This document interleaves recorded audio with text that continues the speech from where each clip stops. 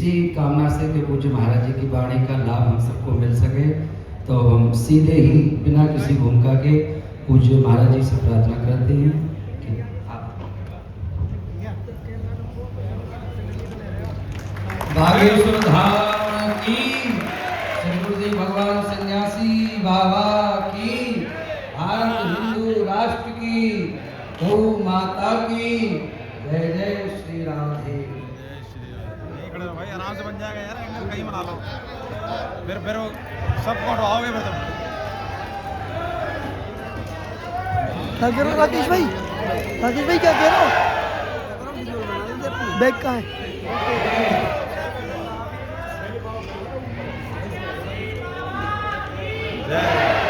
मुड़ गई हो भैया तो हम बोल रहे छोड़ दे। रामाय रामभद्राय रामचंद्राय वेधसे रघुनाथाय नाथाय श्री सीतानाथ समारंभाम श्री रामानंदाय मध्यमाम अस्मदाचार्य पर्यंताम वंदे श्री गुरु परंपराम वंदे जगत गुरु परंपराम। संत बड़े परमार्थी वेश धरे अवधूत, राम नाम को गोला फेंके भाग जाए सब। बोलो तारा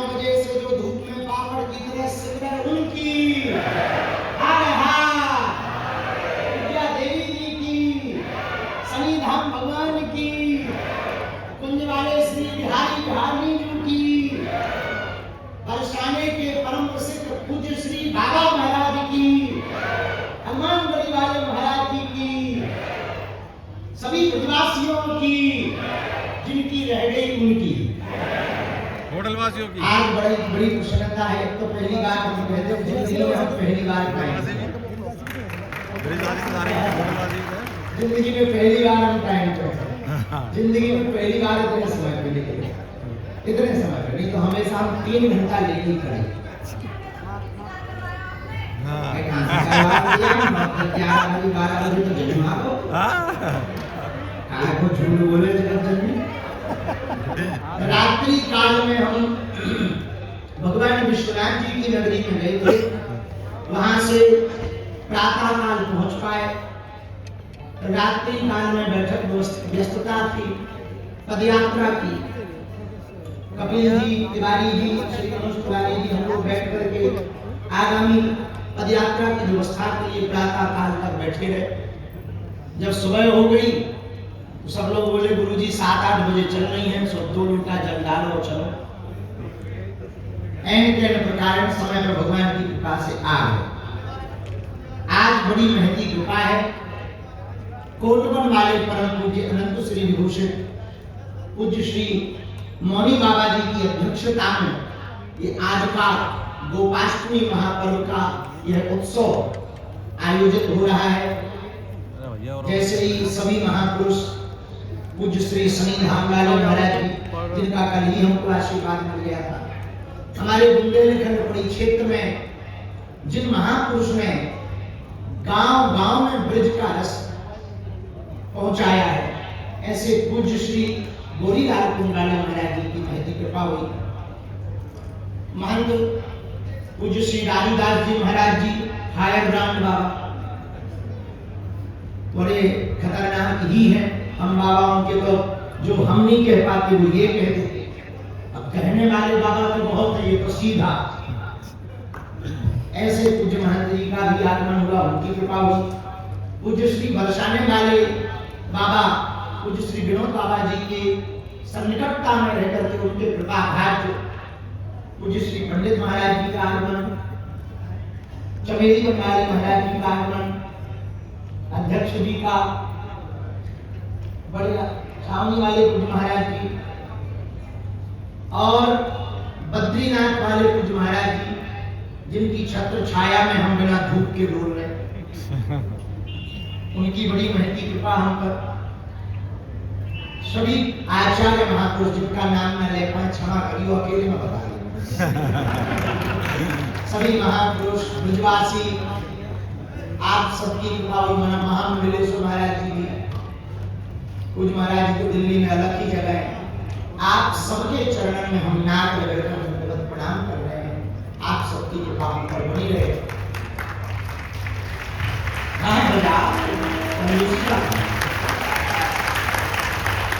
ऐसे कर ही कर रहे हैं, ठीक है।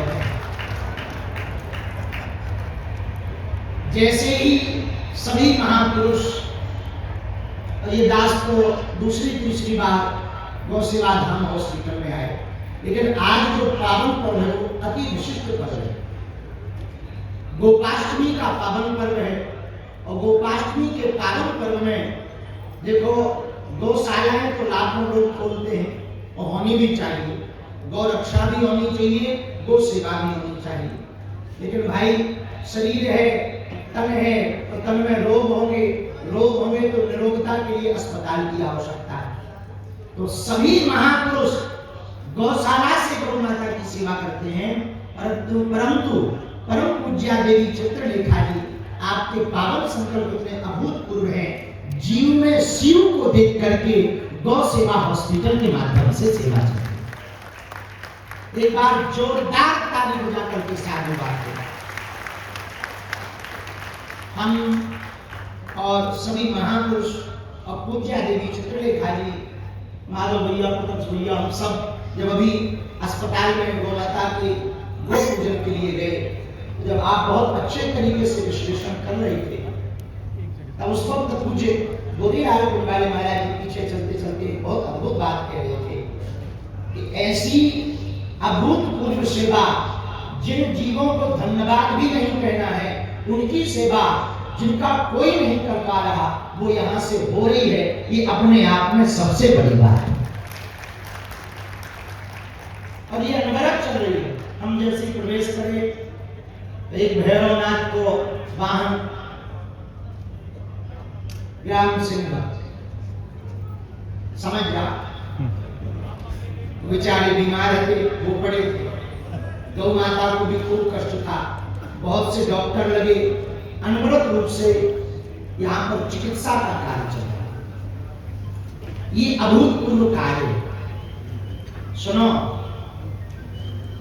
सभी महापुरुषों ने तो हमारी बात कह दी, हम इन महापुरुषों की कहें। सच ये है, इन महापुरुषों के चरण रज की प्रभाव से सनातन का दास कार्य कर पा रहा है। लेकिन इस भारत भूमि में रह करके सनातनीय परंपरा का कार्य करने वाला व्यक्ति तो महान होता ही है, सेवा करने वाला व्यक्ति तो महान होता ही है, नर में नारायण देखने वाला व्यक्ति तो महान होता ही है, पर जो जीव में शिव देखे वो और ज्यादा महान होता है। और जीव में शिव तो ठीक है, जो साधक, जो व्यक्ति, जो सनातनी गौ माता की सेवा करे भैया, उससे बड़ा कोई पुण्य का कार्य पूरे विश्व में नहीं है। और गौ माता का भी कैसी सेवा, निरोगी काया बनाने के लिए उनको उपचार देने की सेवा जो करे, वो अभूतपूर्व कार्य हो सकता है। उत्तर प्रदेश में गंगा नदी के सन्निकटता में महर्षि च्यवन जी 12 वर्ष के लिए गंगा जी में बैठ करके साधना कर रहे थे। बहुत अभूतपूर्व क्रिया के द्वारा श्वास को रोककर गंगा जी के जल में प्रविष्ट होकर के 12 वर्ष तक सेवा की। एक दिन मछुआरों ने जाल डाला तो मछली तो फंसी नहीं, महात्मा ही फंसा, च्यवन सी भी फंस गए। मछुआरों ने निकाला तो लगा कि बड़ा जोर लगाना पड़ा निकालते समय, तो मछुआरों को लगा कि कोई बहुत बड़ी मछली फंस गई, आज तो खूब जेब की जुगाड़ हो गई।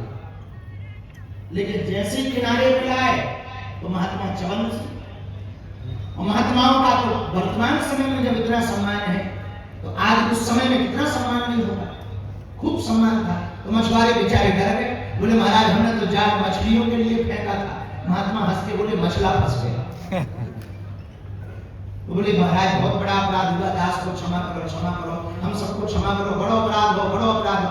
बोले भैया कोई अपराध नहीं, आपका काम ही है, उधर की पूर्ति के लिए आप ये सरकार करते हो, एक काम करो हमको कहीं बेच दो, जो रुपया मिले सो पेट खा लो। बोले महाराज मछलियां तो बिक जाए, आप हमको खरीदो। तो बोले तुम्हारे यहाँ का राजा कौन है? बोले महाराज हमारे यहाँ के राजा परम प्रतापी परम धर्मात्मा महाराज नहुष है। नहुष अभी वर्तमान में गद्दी पर विराजमान है।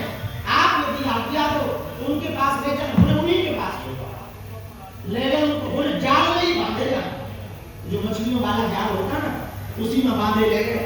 अब गुहार लगाई मछुआरों ने, महाराज की जय हो। क्या हुआ पूरी बात मछुआरों ने बताई। तो महात्मा के प्रति निष्ठा रखने वाले राजा नहुष बड़े आश्चर्यचकित भये। बोले तुम लोगों ने तो बड़ा अपराध किया, चलो हम क्षमा मांगते हैं। राजा नहुष भागे भागे आए, बोले भगवान क्षमा करो, हमारे मछुआरे हमारी प्रजा से अपराध हुआ। साधु का अपराध सबसे बड़ा अपराध होता है, जो अपराध भगत कर करई राम रोष पावक सुचरी। भक्त का अपराध नहीं होना चाहिए।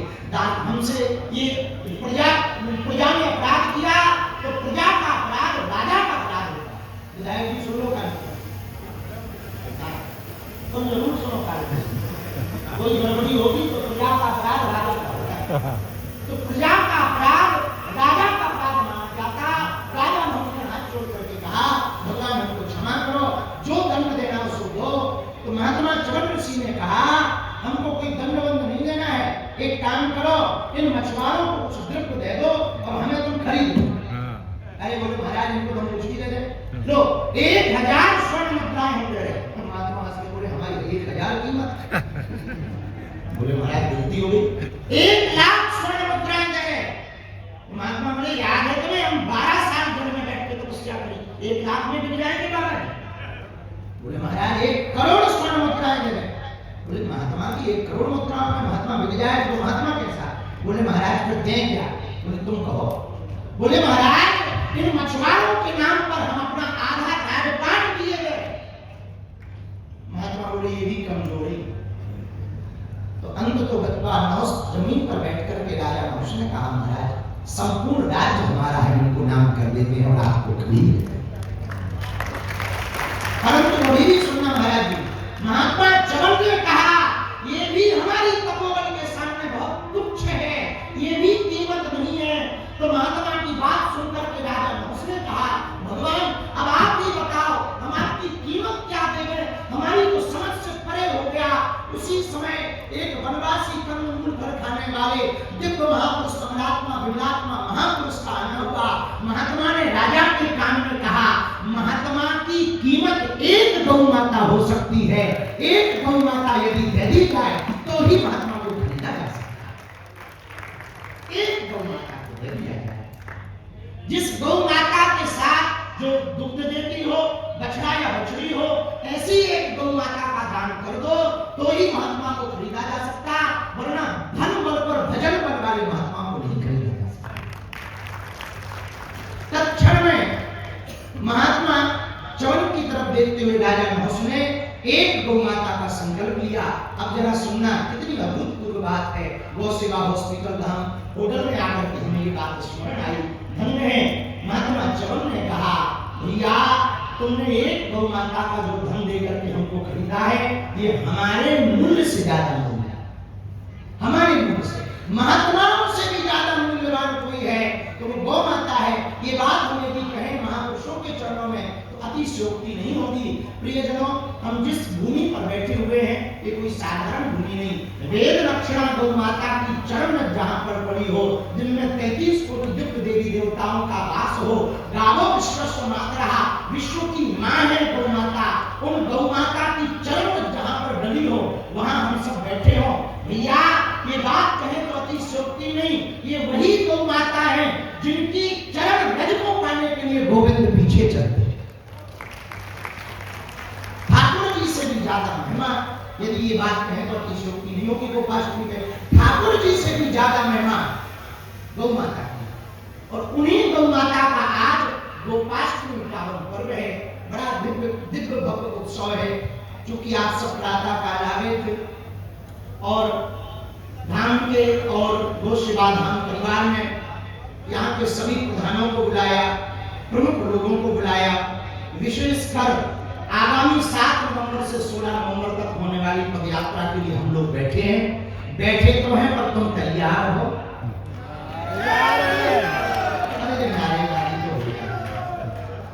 ये तो हम मानते हैं कि कुछ भी कहो तुरंत ताली, तुम्हें ताली बजाने से फुर्सत ही कहाँ, वो तो हम मानते हैं। ये बताओ कैसे तैयार हो? ठीक तरीका से कि हर विधि से। अभी हम न्यूज पढ़ते आए तो हम कपिल भैया बैठे थे, तो आने के पहले ही हमको न्यूज रात को पढ़ी थी, जब हम तिवारी जी बैठे थे तो एक न्यूज चली, एक कोई बहुत बड़े महापुरुष हैं, उन्होंने कहा बागेश्वर बाबा की पदयात्रा नहीं करने देंगे, सुप्रीम कोर्ट जाएंगे।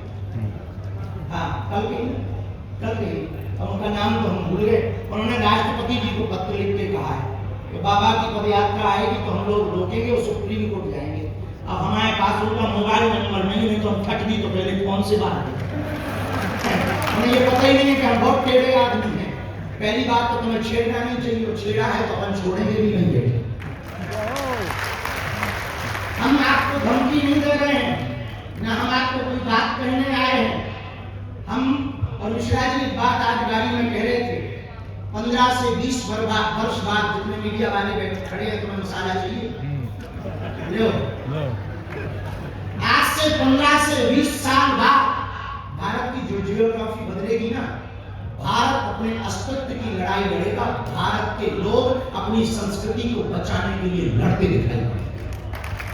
आज जो 20% हैं और आप 9 राज्यों में अल्पसंख्यक हो गए, जिस दिन वो 50% पहुंच जाएंगे, आपके ब्रज में भी वही दिखाएंगे टोपी ना।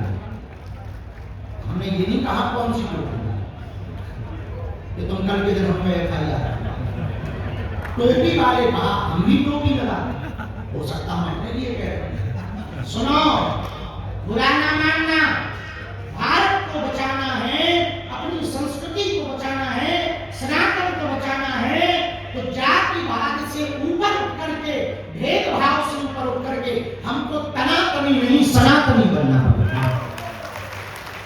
क्या बनना पड़ेगा? अरे जोर से तो बोलो। सनातनी सोफा में बैठ के न बन पाओ। हम भी चील गाड़ी में बैठ के धर्म न बचा पाएंगे। रोडों पर, सड़कों पर, गांव गली गली में जाना पड़ेगा। हम इसलिए नहीं आए कि तुम हमारी पदयात्रा में आना, हम इसलिए आए हैं कि तुम अपने बेटा बेटी, नाती पोता नातनी, इनके लिए अपनी संस्कृति को बचाकर देकर जाना चाहते हो, अपने हिंदुत्व को बचाकर देना चाहते हो। यदि तुम चाहते हो कि तुम्हारी बेटा बेटी नातनी पोता दूसरे मजहब के मजहबी ना बने, एकमात्र उपाय है भारत को हिंदू राष्ट्र बनाओ। वरना वो दिन दूर नहीं जब तुम्हारे बच्चे शुक्रवार को कहीं और जाते नजर आएंगे। वो दिन दूर नहीं जब रविवार को तुम्हारे बच्चे हरिउल्लाह वालों के पास आएंगे। और एक बात हम तुमसे कहना चाह रहे हैं, देश लुटेगा मिटेगा तो तुम्हारी आने वाली पीढ़ी तुमसे पूछेगी कि तुमने क्या किया। हम तो कह पाएंगे हमने कोशिश की, नहीं पूरी हुई तो ये हिंदुओं की गद्दारी। बुरा मत मानना, हमें ना तो नेता बनना है न कारों को वोट दिलाना है। हमारा काम सिर्फ एक है, जो हमारे महापुरुष संत जिस परंपरा में जी करके सनातनी संस्कृति को छोड़ कर गए, वो कम से कम बचा तो ले, बढ़ा ना पाए, बचा तो ले। आज हमारा सनातन धर्म सिर्फ रील पर हो गया है। ढोंग के जीवन से बेहतर है ढंग का जीवन जियो। रील के जमाने में रियल आदमी खोजना कठिन हो गया।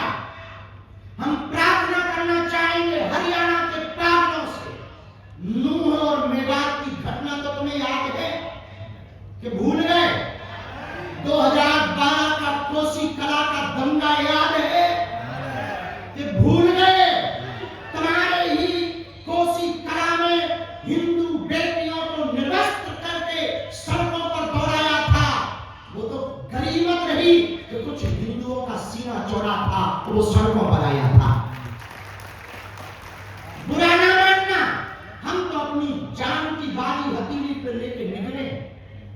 अपने लिए नहीं, तुम्हारे लिए,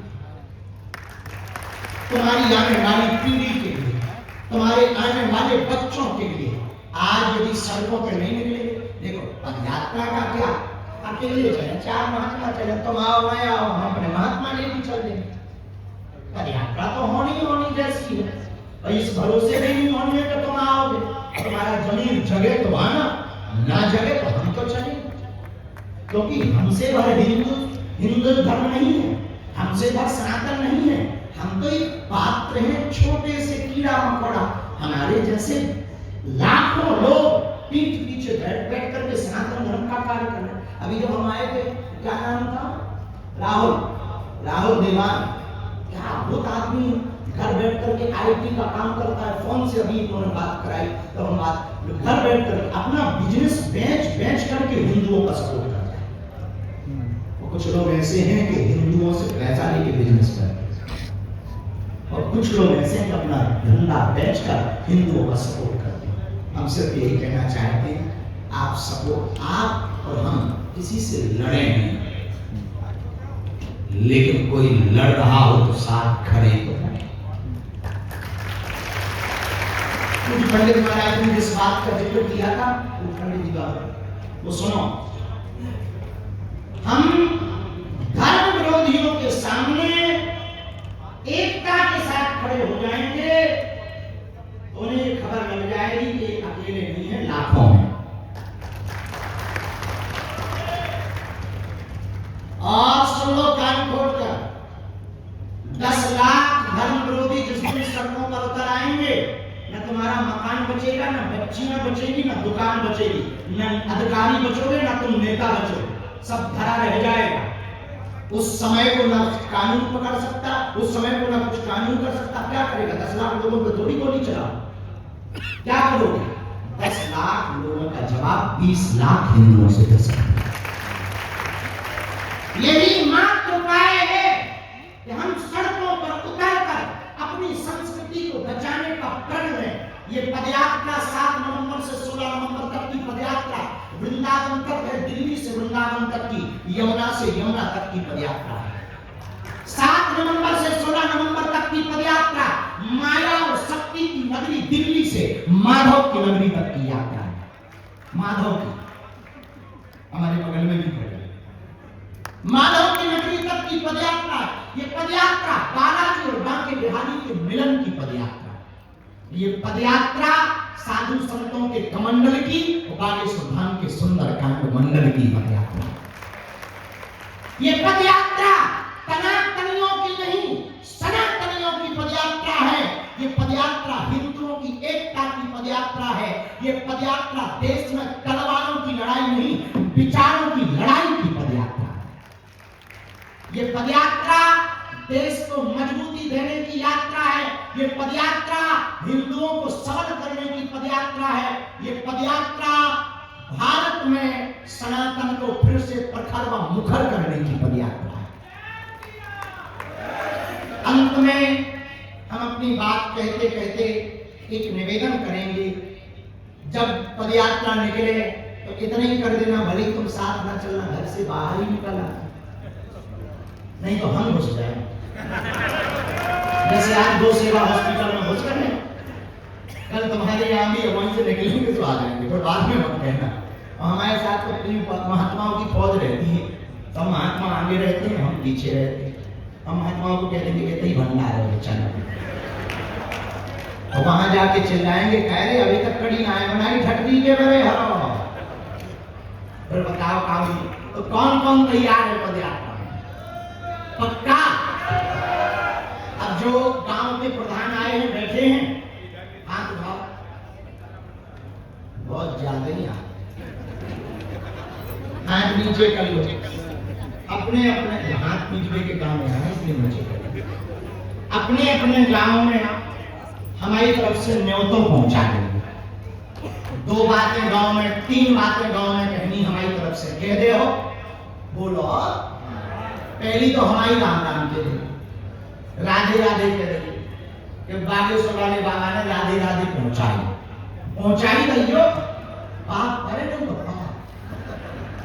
दूसरी बात दूसरी बात ये कह रही हो 7 नवंबर से 16 नवंबर तक की पदयात्रा में बाबा ने बुलाओ, ठीक। और तीसरी बात ये कह रही हो कि बागेश्वर बाबा सब संतन को लेके आ रहा हो, पूरे ब्रज के महात्मा, दिल्ली के महात्मा, हरियाणा के महात्मा, सभी महापुरुष आगे आगे चल रहे। पूज्य कोटगढ़ वाली मोनी जी महाराज जी तो हमें और आगे से रह रहे, आप तो उधर से रह रहे ना दिल्ली बॉर्डर से। महाराज जी ने आपने कह दी शुरू आज में कहती आप लोग कहती कि दिल्ली बॉर्डर कैसी आप नमो हम कर दो, हमें याद है महाराज जी। और आज कुछ दादी जी महाराज जी ने भी कह दिया कि ब्रज के कोने तक हम छोड़ दें। बढ़िया हो गया, डबल काम हो गया। हमें तो इसी को कहते हैं आगे राम पीछे राम, बीच में अपना नाम तमाम विनोद कर रहे महापुरुष हैं, इनकी बहुत कृपा है, आकर के बहुत जीवन हमारा तो बहुत आनंद रहता है इन संतों की कृपा से। कुछ बद्रीनाथ वाले महाराज इन सब महापुरुष। तो दूसरी बात अपने गांव में कह रही हो कि बागेश्वर वाले महाराज जी आ रहे, न्योता पहुंचाओ, ठीक। और तीसरी और अंतिम बात, अपने अपने गांव में एक एक बैठक करके सामाजिक समरसता का संकल्प लेना है। हमें जातियां नहीं छोड़नी, जातियों का अभिमान छोड़ना, ताकि हमारी वेद परंपरा भी खत्म ना हो, हमारी वर्ण परंपरा भी खत्म ना हो, कागजी दिक्कत ना जाए। और कुछ लोग जो हमें कहते कि बाबा आरक्षण विरोधी है, फलाना है फलाना। हम जाति मिटवाने नहीं निकले, जातियों का अभिमान मिटवाने के लिए निकले। आज रामानंदाचार्य जी महाराज जी 14वीं शताब्दी में कहा था, 14वीं शताब्दी में, हरि को भजे सो हरि को होई, जात पात पूछे नहीं कोई। ये रामानंदाचार्य भगवान की बात है। तो हम सबको जातिगत अभिमान मिटाने के लिए गांव गांव में बैठक करनी है। कौन कौन तैयार है? जो लास्ट तक बैठे तुम रहे, जो हाथ खड़े नहीं कर रहे तुम पाकिस्तान को सपोर्ट कर रहे हैं। कहां तो जाओ पक्का, कितने दिन के लिए? जीवन भर की है ही नहीं अपने आप में, तो ऐसे ठोक रहे। अरे 10 दिन की है ये, 10 दिन में हरियाणा में क्या 4 दिन रहना है? 4 दिन कौन कौन? हरियाणा में कहाँ रह रहे हैं? जाइए sugar mill Kheda, sugar mill Pamnikheda, Pankheda, Mitrol, Panchari, Prithla, Luthra, Panchari. Prithla नाम है लूथरा जी की जमीन है। लोग याद है भैया, तो इतने उल्लू नहीं है जितने तुम समझते हो। हाँ, तो कहाँ से लगे?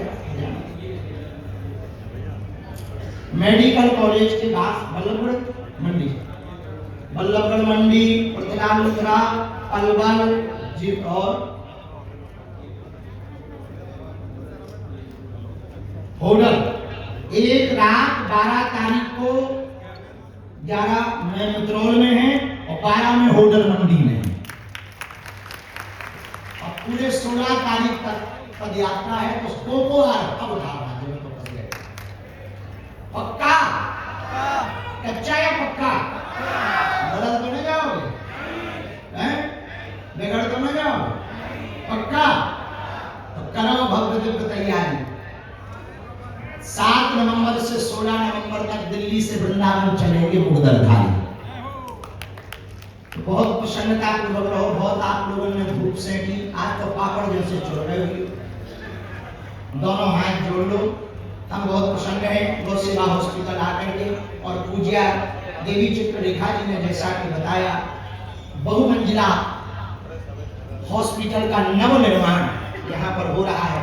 निश्चित रूप से इससे गौ माता की विशेषतया खूब सेवा होगी, जीवों की भी सेवा होगी। भगवान बहुत कृपा करें, भविष्य में फिर कभी ठाकुर जी अनुकंपा करेंगे तो हम फिर गौ माता प्रयत्न करेंगे। अगले साल के लिए कथा की कोशिश करेंगे। यहाँ दरबार भी लगाएंगे, कथा होगी तो भूत भी भगाएंगे, अर्जी भी लगेगी, पर्ची भी निकलेगी, मर्जी भी चलेगी और खटली भी बारेगी।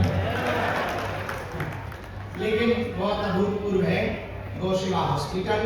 और जल्दी से ठाकुर जी बालाजी ऐसे सन्यासी बाबा महती कृपा करें, जल्दी से ये भव्य दिव्य बन जावे, ताकि ये यहाँ पर और जीवों की सेवा हो पावे।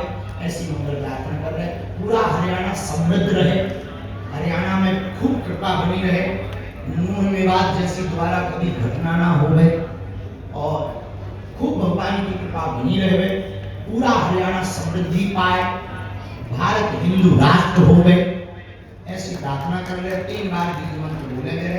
इसके बाद में जो भी हमारे उद्घोषक महोदय आचार्य जी हमें आज्ञा देंगे, हम वही आज्ञा मानेंगे। दोनों हाथ जोड़ लो।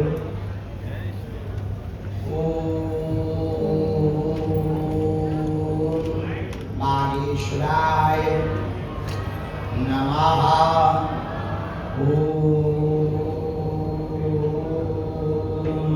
हम हनुमते नमः। ओम सन्यासी देवाय नमः। ओम बम बागेश्वराय वीरवीराय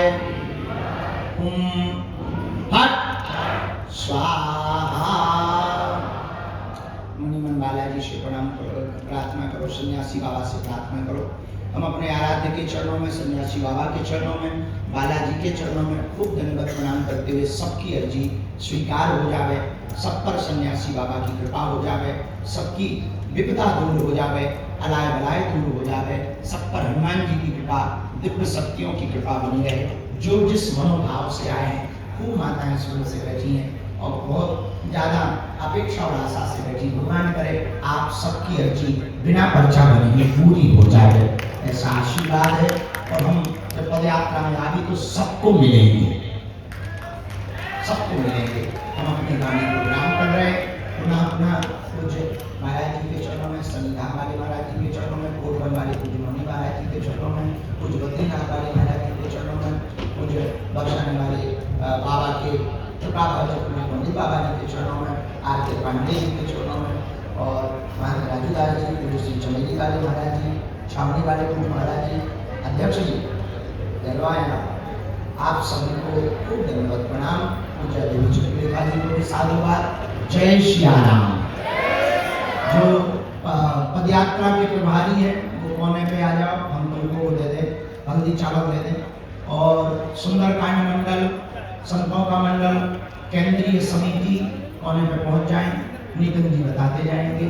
हरे हरे